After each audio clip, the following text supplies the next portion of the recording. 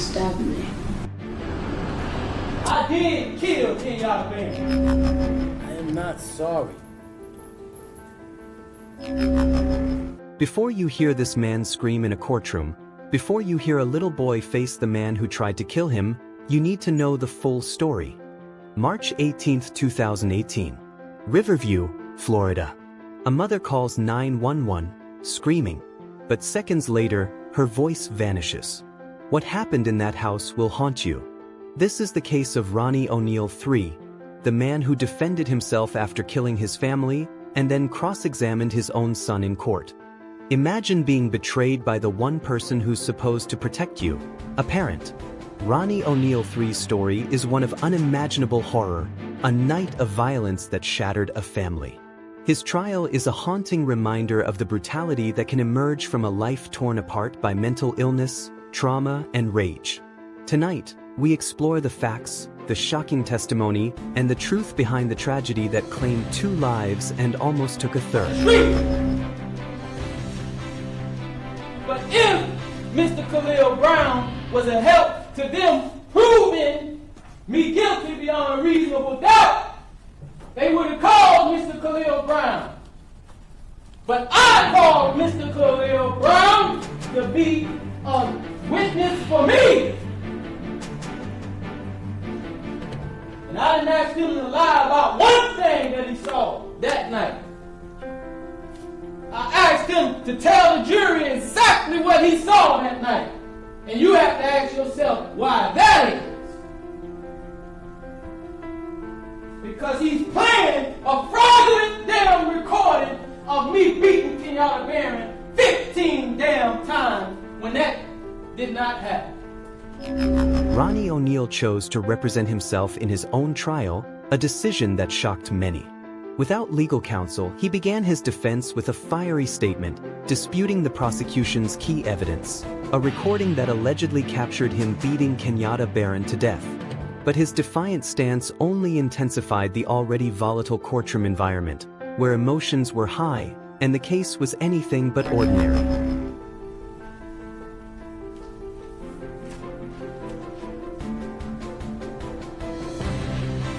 Now he played a recording that was sped up. Why didn't you play the regular recording that people can understand what the call was saying?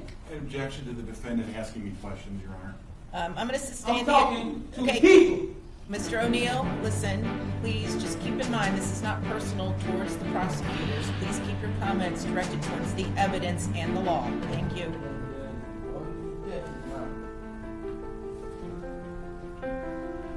I know for a fact Kenyatta Barron's recording from her phone did not record calls sped up like that. I'm going to object now. He's talking about facts, not in evidence of what he knows.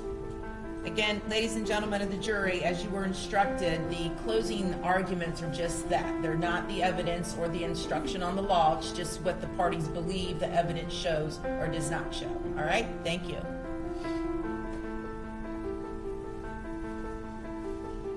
You heard Mr. Khalil Brown. You've been hearing me for 2 weeks now, telling you that they committed criminal acts against me with the 911 calls and that fraudulent video that they just showed y'all. Now, I'm gonna prove it to you. You heard Khalil Brown. He said that he was actually sure that I only hit Kenyatta Barron 3 times. You heard. I called him to tell you that. I ain't running from nothing. They didn't call Khalil Brown to tell you that. I did. You have to ask yourself why that is. Because I want you to know the actual facts. But it was the heart-wrenching testimony of his own son, Ronnie Jr., that left the court in stunned silence. For the first time since the night of the brutal attacks, father and son faced each other in the courtroom. Ronnie Jr., now 11 years old, recounted what happened that tragic night as he bravely described how his father held a shotgun, chasing his mother and sister, and ultimately attacking them in the most horrific way. State, you ready to proceed? Yes, sir. Yes, sir. I just saw my dad holding a shotgun and my mom, and mom screaming at him. And your father had a shotgun. What happened next? What did he do? My mom ran in my sister's room. My mom ran in my sister's room and terrified into the closet. And then my dad said, come in here and come kill the B word. Did you hear any shots from the shotgun before that? Yes. How many times? One. Was there a time when your mother was able to get out of the closet? She was stumbling outside, and then I just saw my dad chase her. What do you remember happening next? My dad told me to walk around and say some words. And do you remember what words your father told you to say?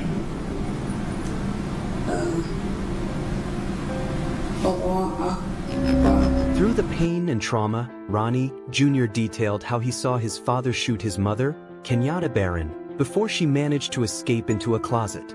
Then he spoke of the horror of watching his father attack his sister with a hatchet, while he himself was nearly killed, stabbed, and almost set on fire. It was an unimaginable betrayal for a child, to be held captive by the very person who should have been his protector. Allahu Akbar? Yes. Did he do something to your sister? Yes, he hit her with an axe. And then he went in the garage, I followed him. He put me on the ground, and then he had his foot on top. I was laying on my stomach, he had his foot on top of me, and he was holding me down. And he was lighting a match. Mr. Oneal, any questions? How you doing, Ronnie? Good. It's good to see you, man. Good to see you too. Did you see me shoot your mom? No. Did I hurt you that night of this incident? Yes. I did. Then how did I hurt you? You stabbed me.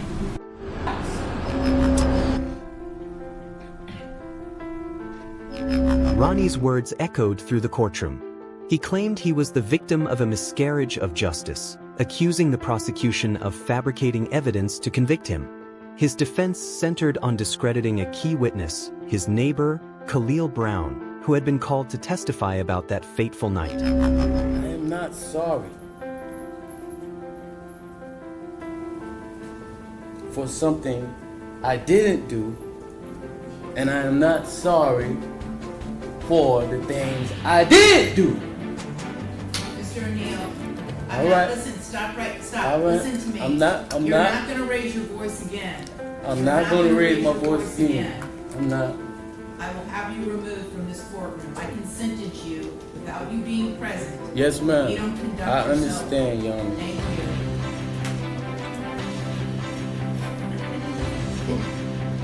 But I will say, I'm sorry for your loss. As the prosecutor delivered their closing remarks, it became clear that there was no ambiguity in the evidence presented. The brutal acts were not the result of a momentary lapse in judgment, but a violent, deliberate attack on his own family. The prosecutor's words lingered in the air: cold, calculated brutality. The audience knew the trial would forever change the lives of those involved, particularly young Ronnie Jr.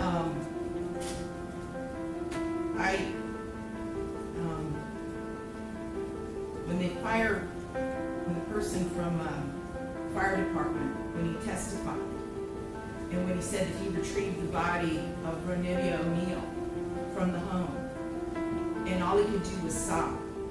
It took every ounce I had not to start sobbing. The murder of Kenyatta Barron and her daughter, Renivia, was a tragedy beyond words. Investigators and the jury would never forget the graphic images they saw, nor the impact that this senseless violence had on the victims' remaining family members, especially the two surviving children.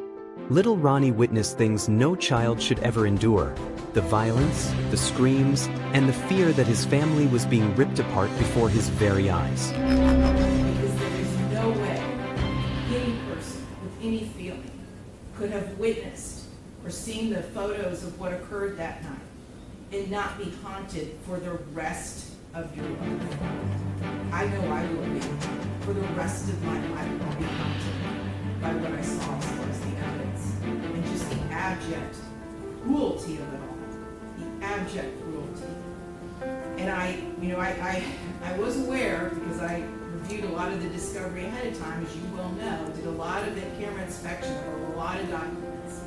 And I was aware there was some evidence, at least, that when you needed to recover from your gunshot wound, that neither your parents nor your Aisha, Miss Robinson, would let you come recover at their home. I don't know if it's true or not. I'm not going to get into a dispute. I'm just mentioning there was some evidence referencing that in the records. And all I can think about is I knew that Miss Barron was not with you romantically at the time. And I knew that she just out of the goodness of her heart let you come stay with her. And it is beyond tragic that critical decision ended in so much horror for her and for her children. As the trial came to a close, the jury was left to deliberate. The fate of Ronnie Oneal III hung in the balance. Would he be held accountable for the crimes he committed, or would he escape justice? The emotional devastation of the victims' families was undeniable, but what would the court decide? As we reflect on the testimony and the evidence, we are left with one question: can a father ever be forgiven for betraying his own children in such a horrific way? Know what it sounds like before a human being dies, knowing that their death is imminent. That's exactly what it is. That was a death scream. We're going to see if it's true. But what happened to little Ronidia and to little Ronnie, but I'm going to focus on Ronidia because she was special. And you could tell Miss Barron had done everything she could to create a beautiful home for her family. I noticed that Ronidia's bedroom, before you set it on fire, you could tell she tried so hard to make her feel like a princess. Kenyatta did everything she could. And I noticed too in the kitchen, on the refrigerator, she put up magnets that said faith, love, family, hope. And then you know what else happened to that refrigerator during that night? It got splattered with blood all over it due to what happened. Little Ronidia, she couldn't scream, she couldn't run away, and she witnessed what you did to her mother as far as shooting her mother in the arm with the gunshot. She knew. And the horror that child suffered. And she already had a life when she was born with challenges regarding her physical and her mental disabilities. But the pain and suffering that she suffered that night at your hands, unspeakable, absolutely unspeakable. And at the moment, that first time you struck her with that hatchet, and little Ronnie testified that all he could see was tears coming out of his sister's face.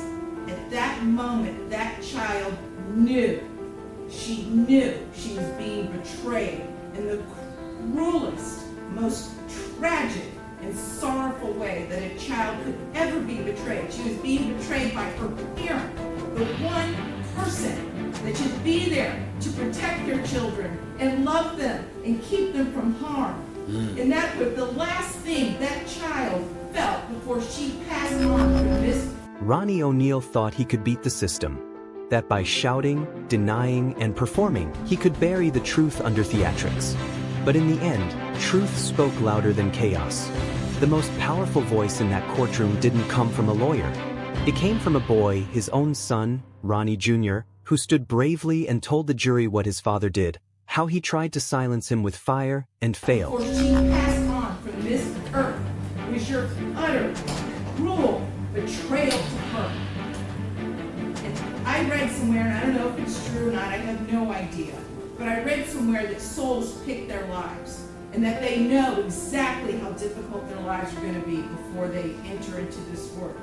And I don't know if that's true or not, but if it is, Ronnie Oneal is one of the bravest souls I have ever come across in my 54 years on this planet. One of the bravest ever, ever, because she suffered so traumatically. The jury didn't need long. They found Ronnie Oneal guilty on all counts: murder, attempted murder, arson, and child abuse. The judge sentenced him to 3 consecutive life terms in prison and the death penalty. He will never walk free again. The man who once declared in court, "I am not sorry for what I did," now sits behind bars, awaiting his final judgment, not from a jury, but from time itself. Ronnie Oneal's rage took everything: his family, his future, his soul. And in trying to escape the fire he set, he burned everything down. I am not sorry. If this case hit you hard, you're not alone. These stories are heavy, but they need to be told. Hit the like button, subscribe, and share this video with someone who follows true crime. Let us know in the comments, what moment struck you the most? Ronnie's courtroom performance? Or his son's unshakable truth? This is Psycho Crimes, where we expose